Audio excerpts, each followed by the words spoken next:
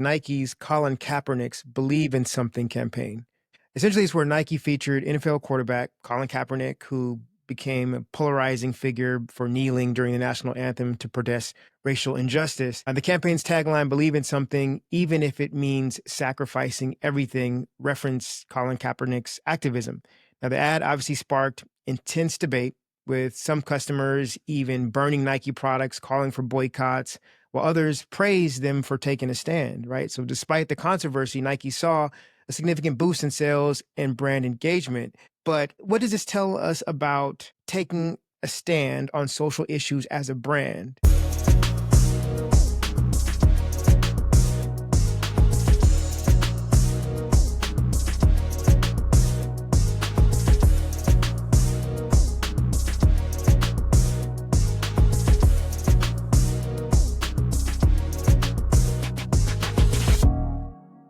Hey there, welcome to another episode of The Brand Behavior. I'm your host, Juntae DeLane, founder of Digital DeLane, and today we are diving into something I know everyone is talking about. It's content marketing, but it's not just any content marketing. We're talking about what it actually takes to build a winning strategy this year. And you know, it's funny, the content landscape is shifting so fast these days. We've got all these AI tools pumping out content left and right. But at the same time, there's a huge resurgence in authentic human storytelling. So how do we balance it all? And that's exactly what we're planning on unpacking today. And I've got two amazing guests joining me who are absolute rock stars in this space. Kent King, he is a content strategist who's known for blending data-driven insights with creative approaches. And we have Oana Mudura, who is a creative content specialist who builds authentic brand narratives that actually connect. So welcome to you both. How you guys doing?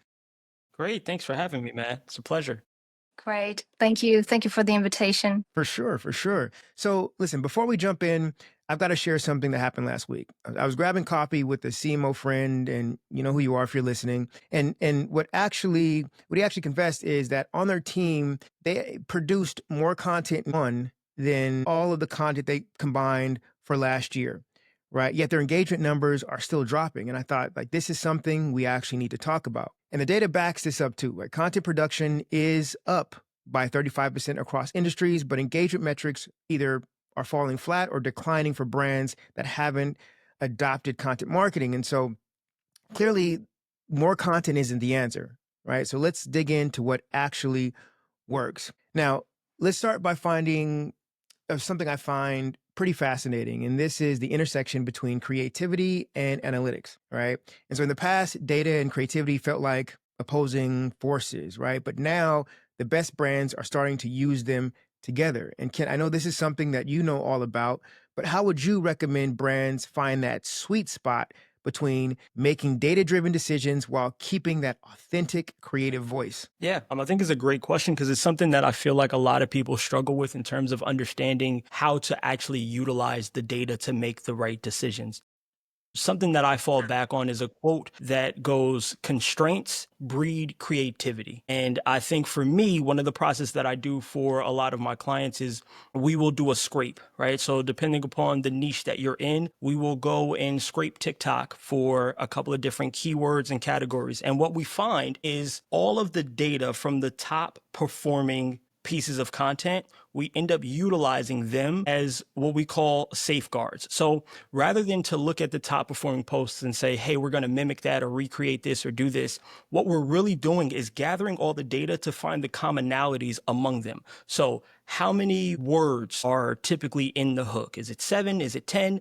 What's the average video length? Is it 30 seconds? Is it 60?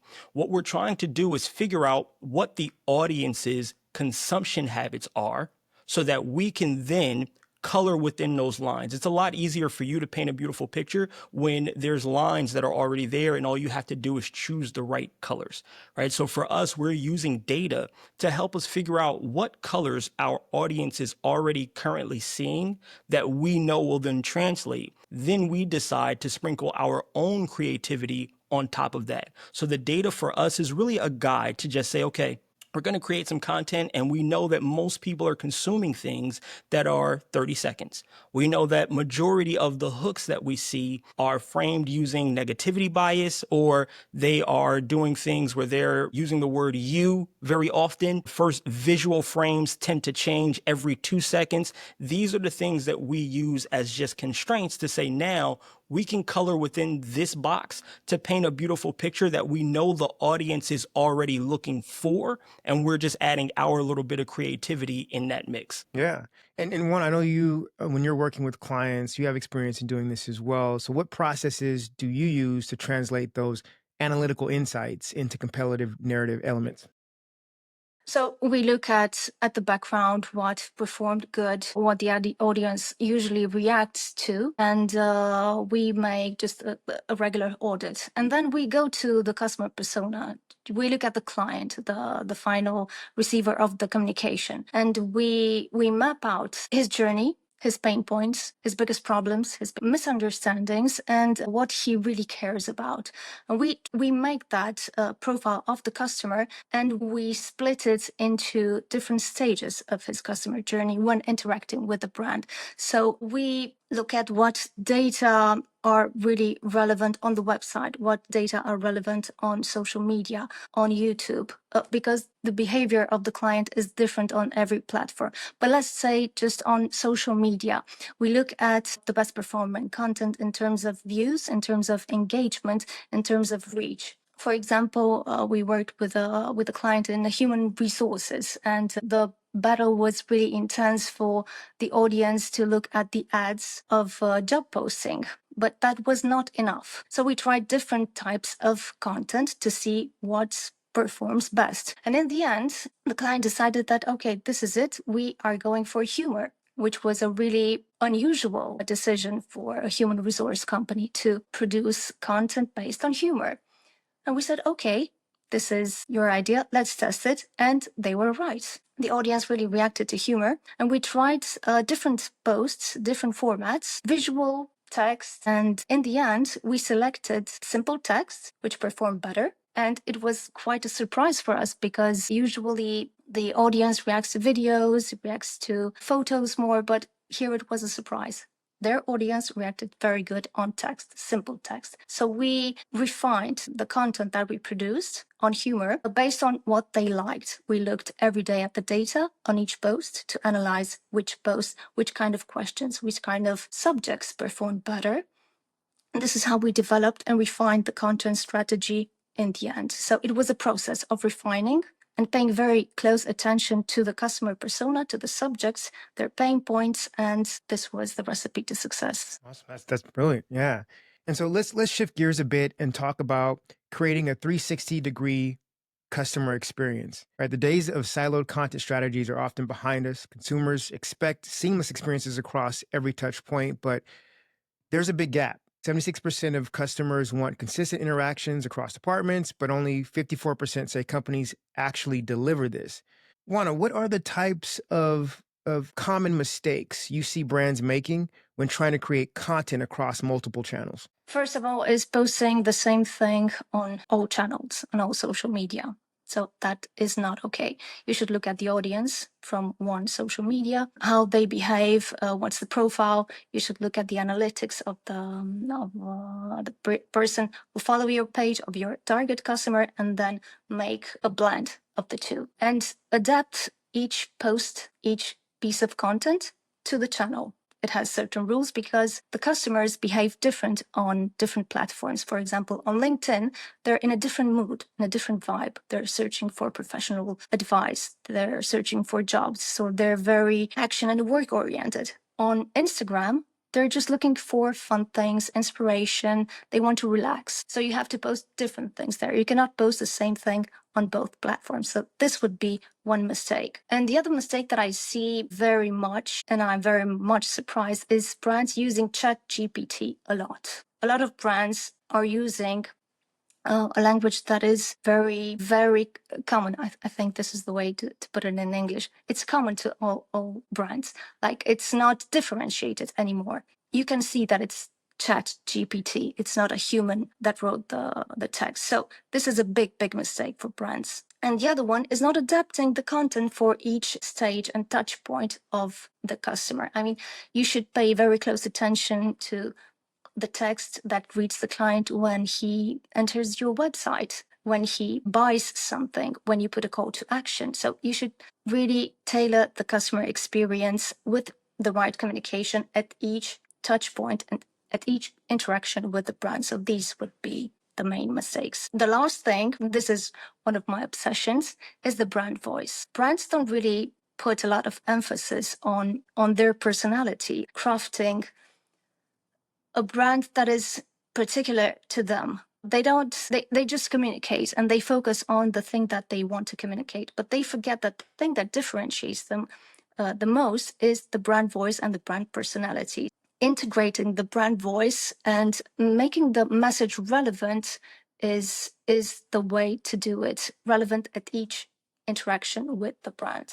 You know, what you mentioned earlier about making sure that you create content to match each platform or each channel or each platform. But when I think about, people who are struggling to create content, and we think about one of the reasons why they're struggling is because they cannot be consistent, right? So we have consistency and we also have adapting content for each platform. Now, would you sacrifice one for the other, right? And because I know there's plenty of and listeners here that are saying, hey, is it better for me just to get things out if I create one piece of content and blast it out on all of my social platforms, for example, because the platforms need more content? Or should I fall back and focus on creating this unique content that's applied across all platforms instead of focusing on consistency? So what would your opinion be about that? And this is for both of you guys, because I know you have experience in this. Wanda, did you want to take that first, or? I can take it. It depends. It depends on who's communicating. If we are speaking of a communicator for a public institution, it's different. If we're speaking of a personal brand creator, it's different. If we're speaking of a big company, a small company, so each situation is different. If it's for a personal brand, I recommend that the person just gets the content out, put as much content as possible, and just test, because he will see what makes people click, give like, comment, just test different types of subjects, content, different formats, text, video, a blog article, questions, polls. So just play with it and he will refine the content. If it's a big company, then definitely consistency is not in question, because they would need a content creator to follow a content strategy, content plan, and editorial plan. And it needs to be on the pain points, on the main marketing objectives. So it needs to follow a calendar that is very carefully selected, related to the marketing objectives. So I would pay very much attention to the quality of content. Then you cannot test like that, like a personal brand creator. You can spend a bit more time, not post every day, but spend more time on the quality of content and focus to use the best practices in the field. Now, if you're a public institution and you want to communicate, then it's not that difficult. You just need to communicate what is happening, start with a neutral voice, neutral content, just relate what's happening, and then adapt it in the meantime, paying more attention to the audience. So I think each case is different, but generally I wouldn't sacrifice quality. I would spend more time on refining that piece of content to really resonate with my brand voice, with my values, with my marketing objectives. Yeah. I don't know, Kent, I know you have an opinion about this. I know you've worked with several personal brands as well, but give me your insight and perspectives on all this. Yeah, great question. Definitely something that I see often, right? That question of, showing up on each platform. And to kind of add on to what Juana was speaking about, right? When people are on different platforms, it's not just that they're consuming different forms of content. Their identity is different. I'm almost a different person on YouTube from who I am on Instagram, right? And so understanding that really allows you to know how to communicate to each segmentation of your audience. But one of the easiest hacks, right? If you're like, hey, do I sacrifice, trying to put this out everywhere and then trying to make it unique to each platform. One of the main things that you need is context around your content. One of the things that I've done for clients in the past was we will use the same script with a different hook, right? So it might say, hey, Instagram, here's this, that, or the third. The next one might say, hey, TikTok, and the same exact script. This way, you know, as a consumer, this was meant for me because I actually am on LinkedIn. I am on Facebook. I am on TikTok. So this piece of content was meant to find me here on this platform. So just shifting a couple of different things in the context can help you utilize the same piece of content across multiple platforms. The thing that we're doing now for people is for Instagram, we might use a professional DSLR camera, right? And you're going to say the script and you're going to produce it. TikTok is a lot more casual. People want to feel like it's a conversation. They don't want to see things that are super buttoned up. So we will take the exact same script, throw it into a teleprompter for our clients and have them record that while they're doing something with the front-facing camera. So now you don't have to worry about saying, oh my gosh, I need one script for Instagram, one script for TikTok, another piece of content for LinkedIn. Well, it's actually the same piece of content, the same body, same message. However, the context is different. The way that you recorded it is different. What you're wearing is different. Where you might be located at is different. The things that you might be doing inside of the content while you're recording it can be different and contextualized per platform. Doing simple things like that not only allows you to continue to show up on each platform, but if anybody does find you on both, now they have actually spent more time with you because a lot of times their brain is looking to see, hey, I think I heard this from you before, but something about this seems different here. So my brain is going to lock in to see if I can figure out where the difference is, even though the message is the same. And so that for us has been a huge success story, right? Because it doesn't require clients to then go have to reshoot and do all of these things. If you're in the zone to make this one piece, we're just going to go ahead and change the camera angle, the camera itself, the first few words, whatever, and you can go ahead and spit that same piece of content right back. So for us, that's been like a huge strategy.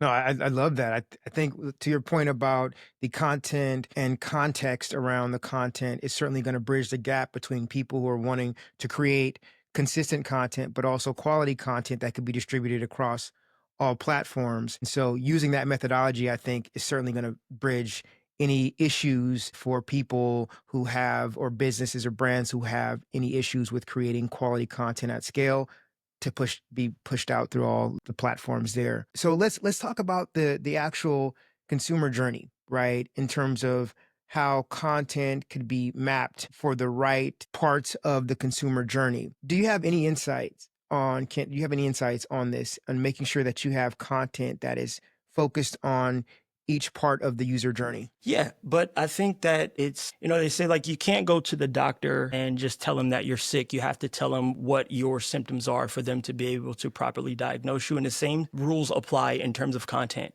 right? So understanding what it is that you're looking to achieve from your audience is where you need to start in terms of their journey, right? And then knowing, and goes back to the original piece about knowing some of the other things that they're already consuming will oftentimes shape the way in which you communicate to them. I had a client who was in the CPG game, and they were actually, they sold dog food and dog toy subscriptions, right? But we ran I guess a reverse search against their website to see where clients actually spent a lot of their other time. So if you come to our website, what other sites are you going to, right? And one of the main things that we noticed was Sephora, right? And so that to me was like, oh, I'm talking to my girlfriend, right? Because that's where she lives. If I need to know where she is, she's somewhere in an Ulta, Sephora, something like that. So I know some of the other maybe colloquial terms that she's used to, things of that nature.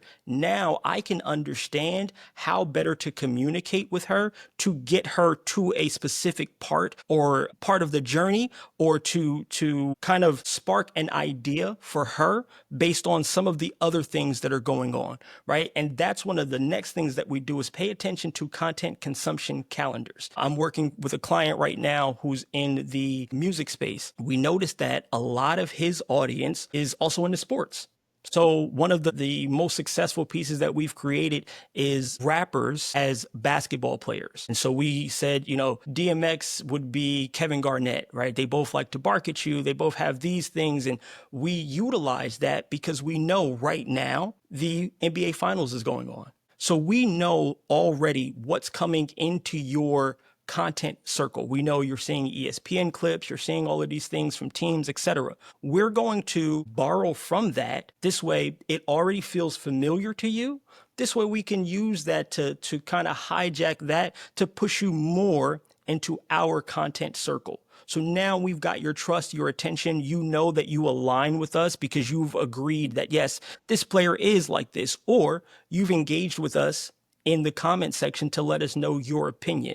That alone will garner us a lot more longer communication stems, things of that nature. So now we can really understand where you are and decide how we can trigger you and where it is that we want you to go within the consumer journey. The one thing that I can say is we don't look at anything as a funnel any longer, right? I think that the funnel analogy is a bit overused. I think right now it's more of a target and a bullseye because you have no idea when and where people are going to come in touch with your content.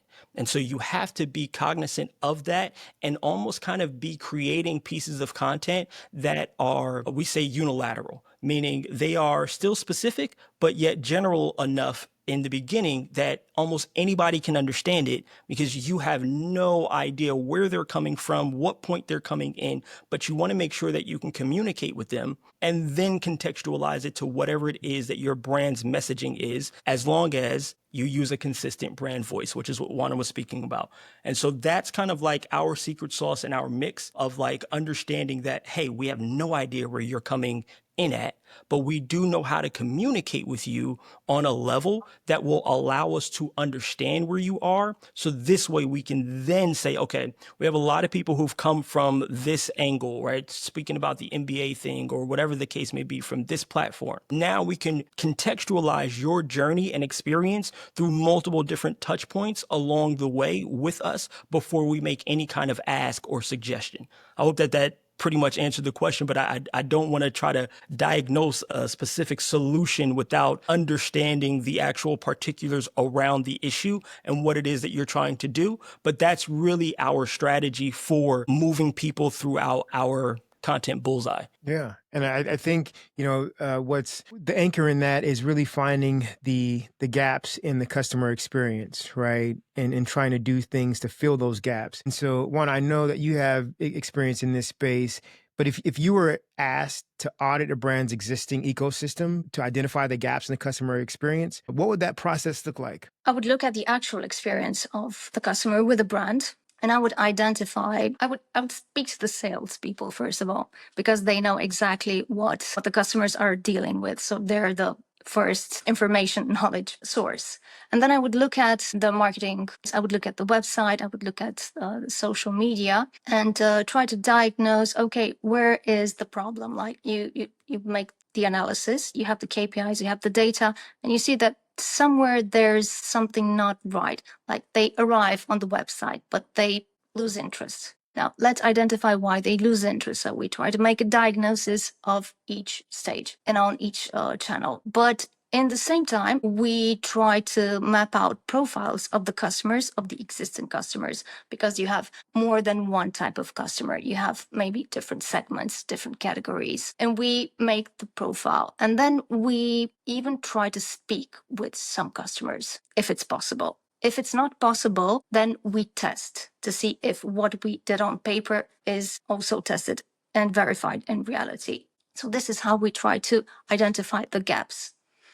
And another way is to make profile of desired customers, of the target that the brand wants to reach, and follow the same process. Go to greet them on the channels and on the mediums that those clients are on, and test if what you are doing is correct, and then just adapt. in the process. Those are some great practical approaches, and I know our listeners will certainly appreciate that. So let's talk about another challenge that's keeping marketers up at night, and that's staying ahead of trends in this constantly evolving digital world. I know it feels like just when we've mastered one platform or technique, three new ones pop up. Kent, how do you evaluate which new technologies or platforms are even worth investing in versus which might just be a passing trend? For me, it starts with understanding where your audience is and whether or not they are there giving their attention away. Because that's the main thing that we're looking to do, is to be able to garner attention. And if we can get it when there's not a lot of competition or where it's pretty much underpriced, right? That's a key target for us to be able to really understand, okay, hey, if we've put a little bit more focus onto this platform, I'm pretty certain that we can then become what we call a whale in that niche or area, right? So the first thing that we do is look at what's the audience consumption patterns, habits, what niches are really popping off on this platform. And then we do an assessment to see if it's actually worth our time. And if it is, if we decide that it is worth our time, the thing that we do is pretty much the 80-20 rule, where we will go, 80% of the focus will be on the platforms that we know specifically are working for us. And then maybe we might spend 10% on that same platform, just doing something a little bit different. And the last 10% would be about testing and reiterating on the new platform or a different platform. But again, that's only if we find that the data supports it being worth our time to go over there. And once we know and understand what the consumption patterns and habits are, right? What's the average watch time for a piece of content on this platform? Is that something that we want to then commit to? Because if we've been making, 30-second reels for everything, and now you tell me that this platform pops up and everything is 3 minutes or more, is that something that we have the capacity to? Is that something that we have the desire to, right? We have to really make sure that the ROI is there for what we're actually looking to achieve. Is the audience there? Do we understand it enough? And can we actually create something that is contextual to both our message without us losing our brand voice and will resonate with the current audience over there? So it's really about understanding what's already going on before we even decide whether or not it's worth it to actually, go ahead and test. And then if we do decide that it is, I got to be honest, that's one of the most enjoyable moments for me, because I do genuinely enjoy kind of understanding what this new, I guess, uncharted territory is, right? I look at it like we're digital explorers and like, we found this new land that we can then go and kind of spray paint our message on. And so, yeah, I really do enjoy that. But again, the data has to support it. Yeah. So basically, if you're looking at investing time in new technology or platforms, first thing you should do is make sure that your audience is actually there, and then determining how they actually are engaging with that technology or platform, and then begin to double down and seeing how your brand fits within that platform and what's being communicated and so on. Now, I know when it comes to technologies, the elephant in the room here is AI, right? Especially when it comes to content marketing. So, one, I'm curious about your perspective on AI and content, right? So how are you seeing brands effectively integrate AI into their content strategies without losing their distinctive voice? As I mentioned before, they are losing their voice. So this is a big issue from my perspective, because AI, ChatGPT or Grok or whatever, makes the communication very plain. Now, if you train your model to a certain brand voice, to a certain mood, to a certain approach, that is a bit different. And I recommend that you can train an AI to do that for your brand, but you also need a human hand. So you cannot just do everything content related through AI. You need to have an AI assistant content writer to perfect the content, to perfect it in terms of structure, in terms of approach, in terms of hook, in terms of keywords, in terms of the fine tuning, and to give multiple perspectives, multiple points of view, and maybe to give you ideas, because I think AI is excellent for that, to give you perspectives and ideas for the content, perspectives that you as a marketer, you do not see in that moment. Yeah.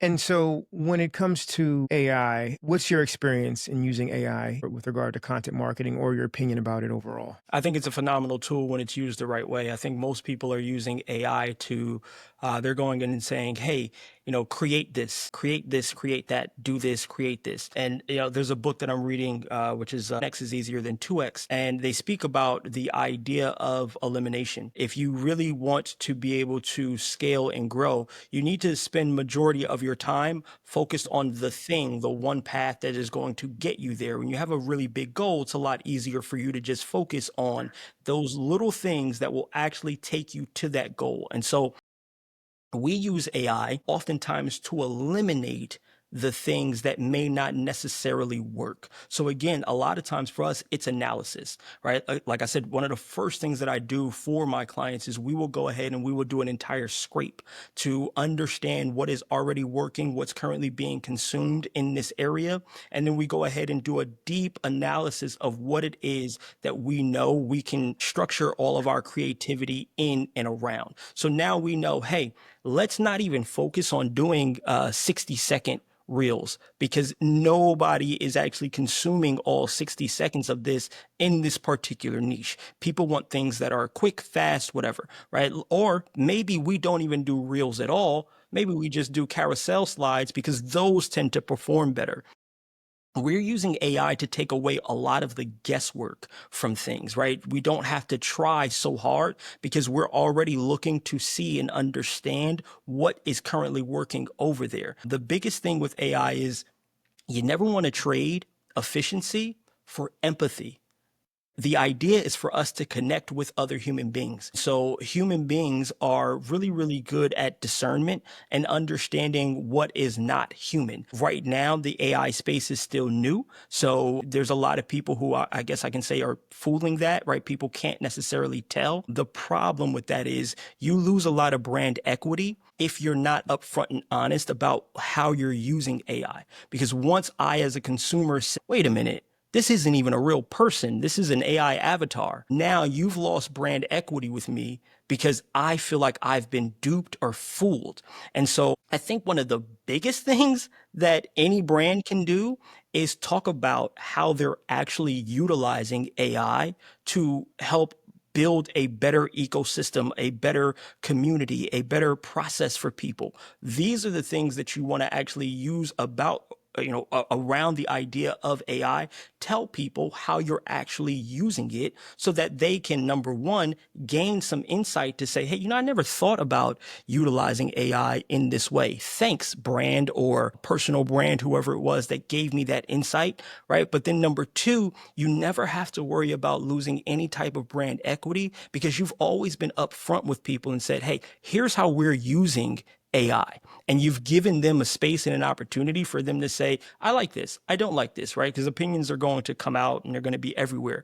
But you just saying, hey, today I'm going to tell you guys how we're using AI in this particular situation, etc. I think that type of content is, I'm going to tell you, it performs very, very well. But I also think that it just really does a lot to help you gain some brand equity because most people don't want to show the puppeteer behind the curtain, so to speak, right? In The Wizard of Oz, when you got there and you saw that it was really just a guy, people felt let down. So starting off by saying, hey, here's our guy behind this thing that you're seeing really, really helps you to get some brand equity, and it kind of puts you in a safe space.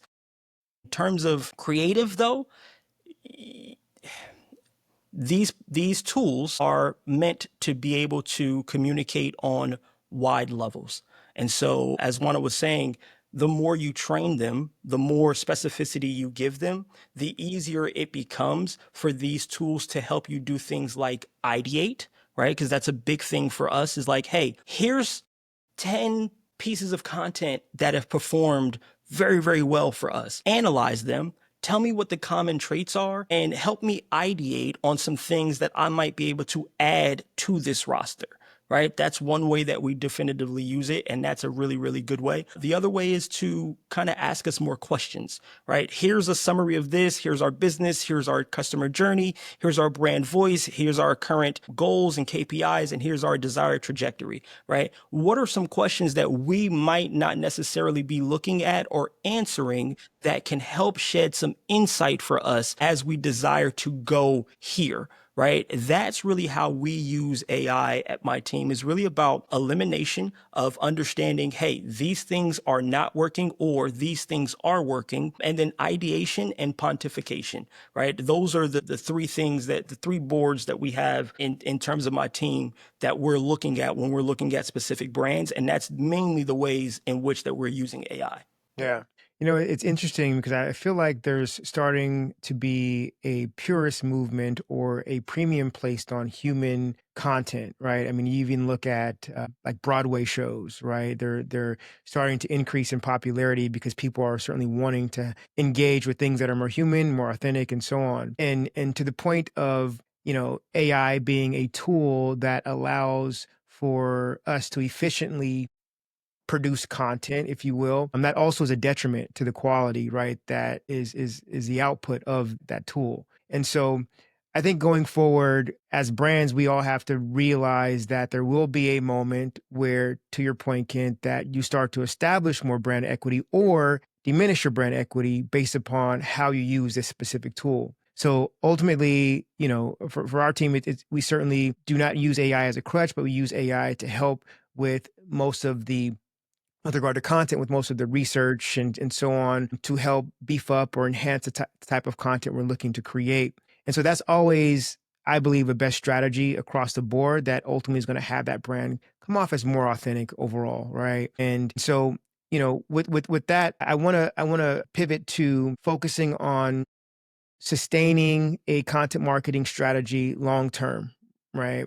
I think one of the ways to do that is to identify real time opportunities that you can leverage, trends, so on and so forth, that you'll be able to leverage while also maintaining this long term vision. And so, what I mean by that is there at some points, many points, relevancy is certainly key when it comes to creating a content marketing strategy that leads to success. So, we all have created content, we all have planned our content out, but there are moments where we want to create some ad hoc content. What is your advice or opinion about when you're creating ad hoc content, what you should focus on, and how do you connect that with your long-term vision going forward? Anyone can answer that. Now I'll let you take it first if you like. Did you say ad hoc? Ad hoc or just Ad one hoc. time? Ad hoc. Ad hoc. Okay. Okay. I think the mission is extremely important when it comes to brand. Don't forget the mission. Stay true to your mission. Stay true to your marketing objectives, but be very flexible in terms of content. Because we as marketers, especially content marketers, we get attached to our ideas, our pieces of content, our experiences of what used to work for other brands. And we sometimes miss what actually works. And for that, we need to just continuously test. We need extreme flexibility when we want to reach a marketing objective. So this is what I think, that you need to stay very focused on your long-term mission. What is your purpose? To have the customer in the center, and then be very flexible to adapt to what the customer needs and responds to. So with that being said, you can test videos, you can test different types of messages, you can test different kinds of visuals, approaches, hooks. So be very flexible and be very prepared to delete what's not working and to continuously adapt. So don't get attached as a marketer to your content. I think this is one first step, and then be ready to change it and delete it if it's not performing.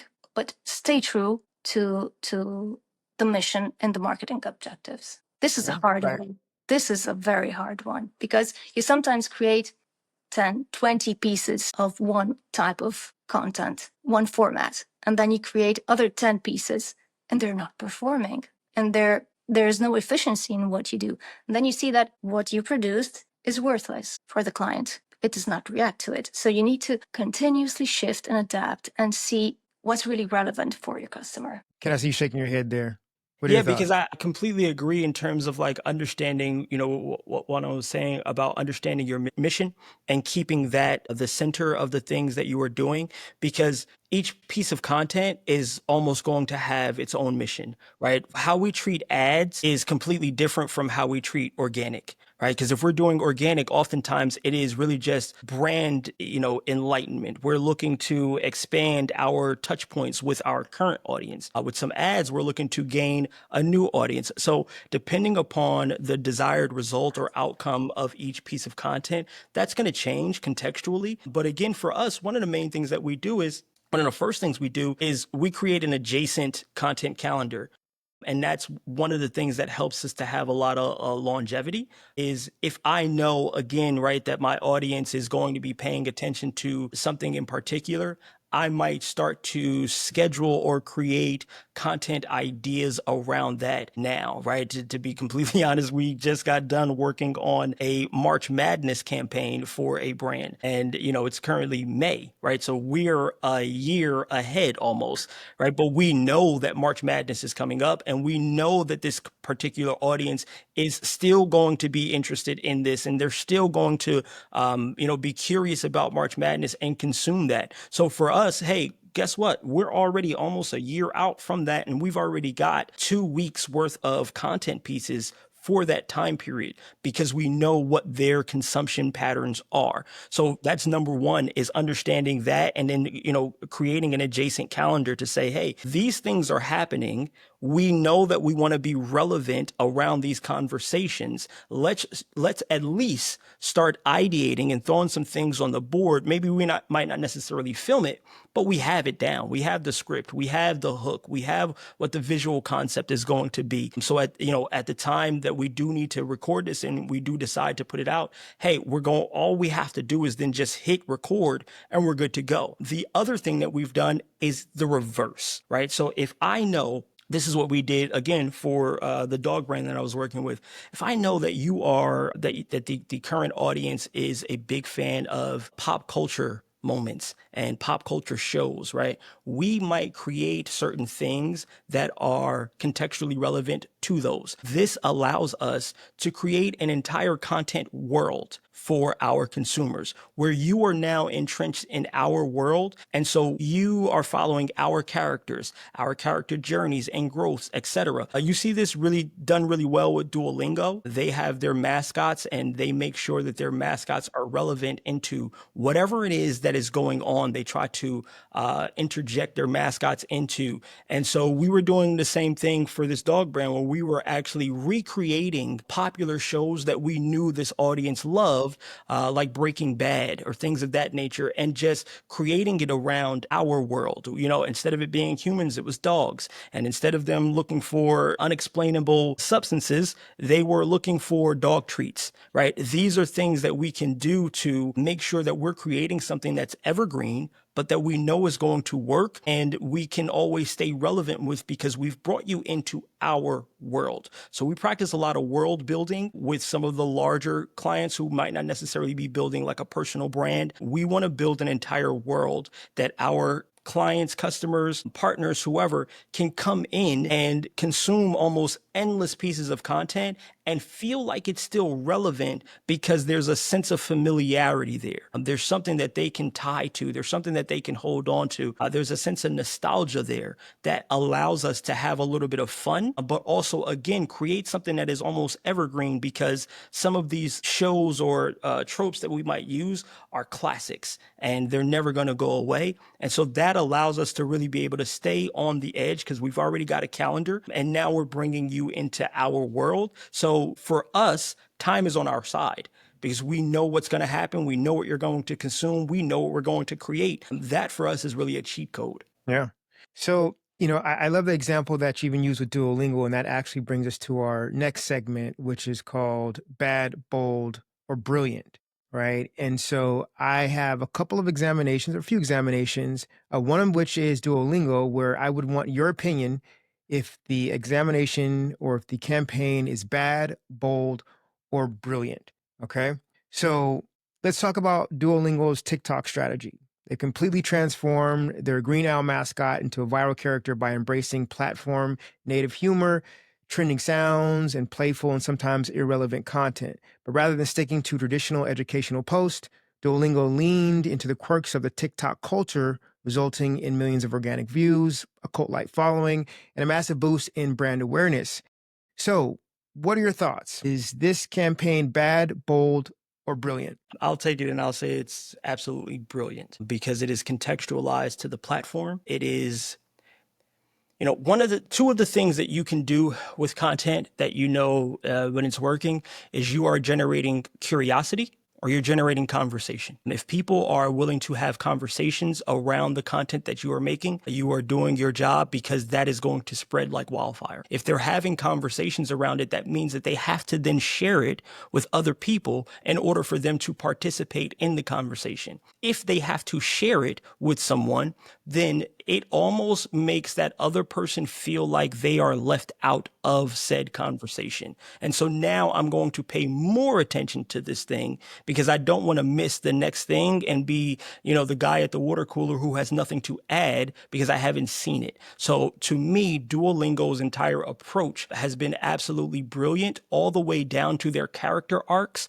where they actually deceased their mascot and then resurrected them, right? That entire thing, again, gives you an opportunity to create a world, right, that other people are entrenched in. Right? That is the entire purpose of you creating content, is to bring people into your ecosystem. And by creating a content world where you have characters and character arcs and they are doing things that are relevant, that is, to me personally, I think that is brilliant.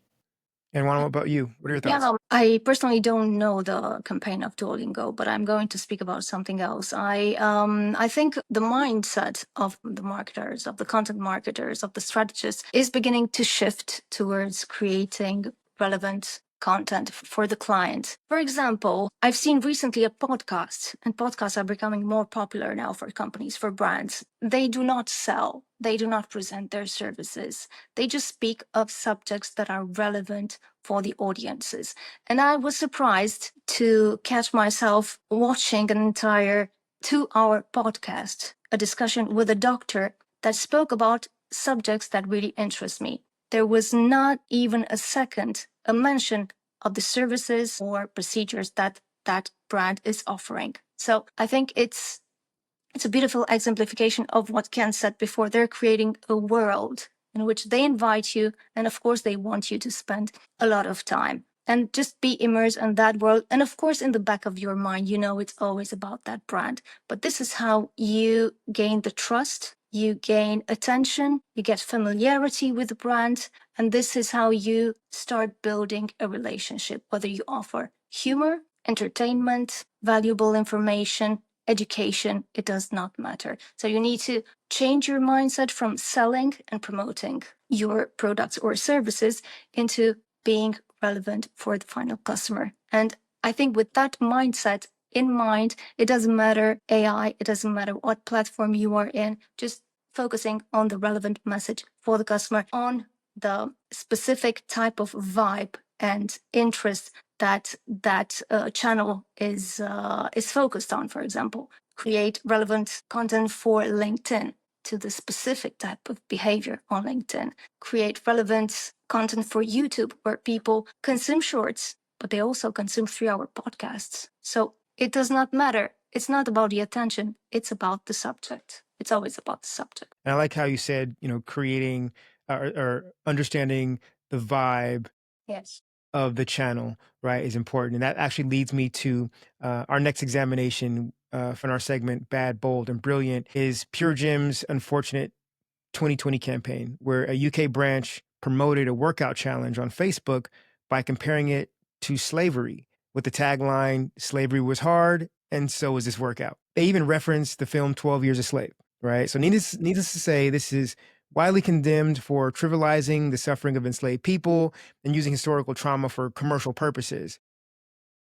The response to this ad was swift and overwhelmingly negative, leading Pure Gym to actually deactivate their Facebook page and issue a public apology. But what are your thoughts? Is this bad, bold, or brilliant? And do you think that brands overall can do better to vet their content for cultural sensitivity? Or do you think this was purposeful for them trying to use this controversial topic to create more brand awareness? Is this bad, bold, or brilliant? I almost think it goes without saying that this was bad. I think when you just look at the context that they did it in, as well as the results that it drove, I think in terms of cultural responsibility, yes, I think it's crucially important for brands to be culturally responsible. But I think that's almost something that should go without saying. But what I also think that brands have to realize is the name of the game is not necessarily attention, right? Because I'm sure that they got a lot of attention from that. The name of the game is affinity, right? Can I get you to actually care about the things that I care about? Can I get you to understand the why of why we do what we do as a brand, why our product is the superior choice for your problem, solution, whatever it is that we provide?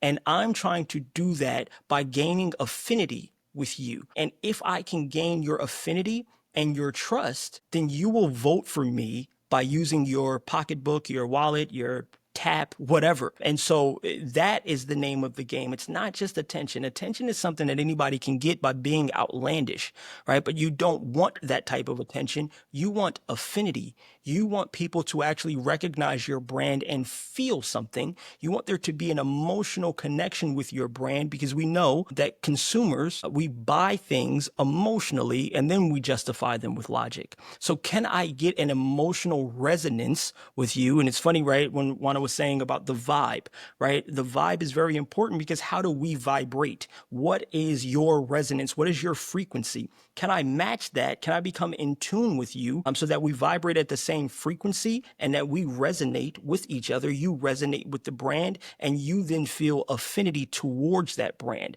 When a brand gains infinity, you don't necessarily have to worry about contention with your brand, because people will feel something so deeply about it that they will defend your brand as the choice against something else. We do it all the time with friends and family and whatnot. If they decide to choose, perfect example is Android versus Apple, right? If you walk into my house with an Android device, I might judge you a little bit, because I'm the Apple guy, right? I'm the guy who's championing this team over here. And so I have brand affinity there. And so for me, when I see someone with something that's not this, well, now I want to tell you why you should be over here.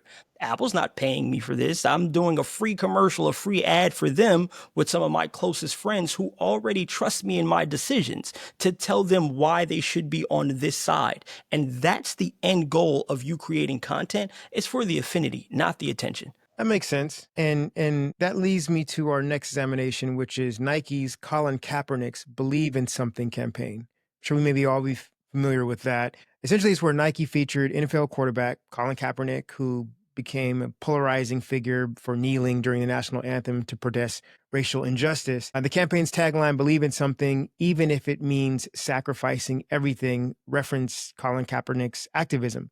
Now, the ad obviously sparked intense debate, with some customers even burning Nike products, calling for boycotts, while others praised them for taking a stand, right? So despite the controversy, Nike saw a significant boost in sales and brand engagement. But what does this tell us about taking a stand on social issues as a brand? What I'm thinking here about, I think it's a smart or calculated decision for Nike to implement this campaign. I think for one, when you look at a lot of the things that we talked about during this conversation, is who's the audience, right? What's your mission? Who's the audience? When you look at people who are actually buying athletic wear, many of them are obviously connected to sports, right? Many sports stars are African American, right? So there is certainly a connection between what Colin Kaepernick was standing for with the consumers that may look just like him, and may have those same opinions. So I think it was a calculated risk that Nike took. And I think that, granted, they can say it's a part of their DNA or their mission or their truth as an organization, but also when it comes down to the data, right? Looking at who's actually consuming their products and their services, this campaign certainly, I believe, would resonate with those individuals, especially during a period or era where that's becoming increasingly important with regard to how brands actually stand for certain social issues. Ken, I know you're shaking your head over there. What are your thoughts about that? I think this was bold. I think it was definitely on the bold side because timing played a crucial part in this, right? They didn't do it at the height of the controversy. They did it almost at a point where there was nearly a resolution. And so catching the tail end of that, the sentiment that was going around that, I think gave them enough boost and momentum to still be a part of the conversation and to be relevant in that conversation. But I do think that the boldness also stems from being willing to align with a common belief of your consumer and understanding that you're telling them that, hey, we believe what you believe, but doing it in a very sophisticated manner that says at the root of this, whether or not you believe that his actions were the proper actions or his movements were the specific direct movements that you would take, we all can associate with the idea of standing for something, even if it means risking everything. That tagline alone signifies almost kind of just the human existence. I think everyone has to at some point take a stand for something and stand up for what it is that you believe in, regardless of what the consequences are. Now, this is not something that you see most brands do because for them, the risk involved is too steep, right? And they have to answer to boards and things of that nature. But if you follow the money and you look at it and you say, okay, Nike, majority of your draw, right, in terms of where you're spending your money at for, your partners is in African American athletes because a lot of it's in the NBA, right? Your biggest draw is like LeBron. Your biggest draw is Serena.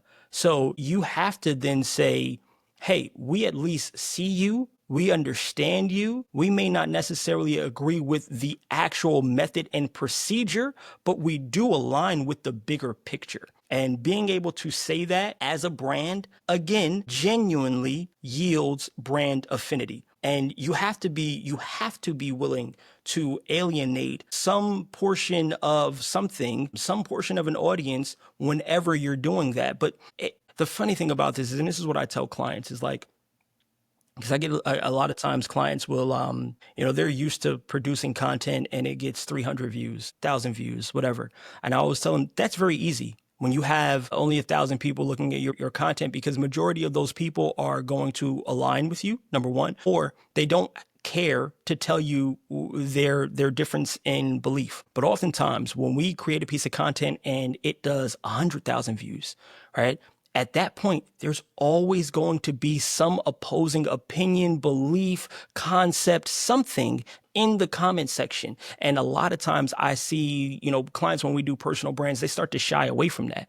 They're like, oh man, it just feels weird. This is new. This is when imposter syndrome comes in or things of that nature, because you're not used to being judged by 1,000 people at once, right? 100,000 views means 1,000 people disagree with what it is that you're saying. It's very, very easy to take on one.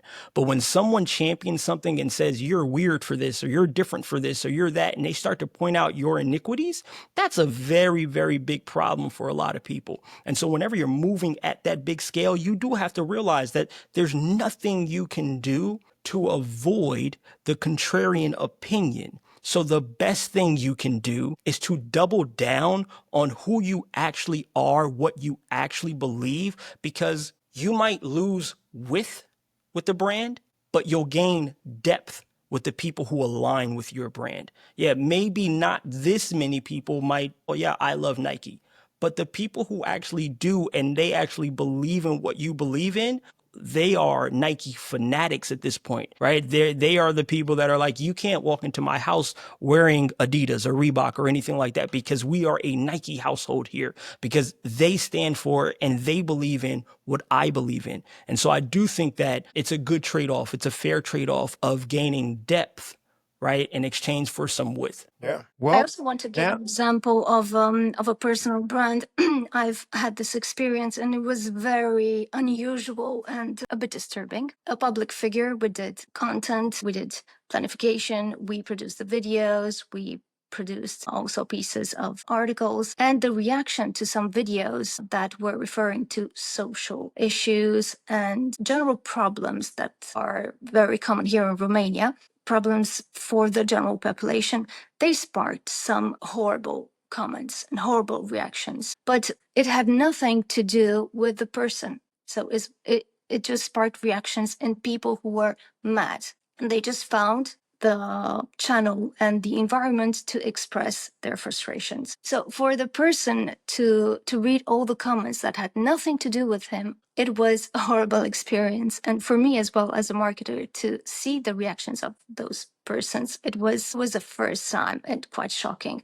But you get used to them and you understand that they have nothing to do with you. And this should not stop you from expressing your views.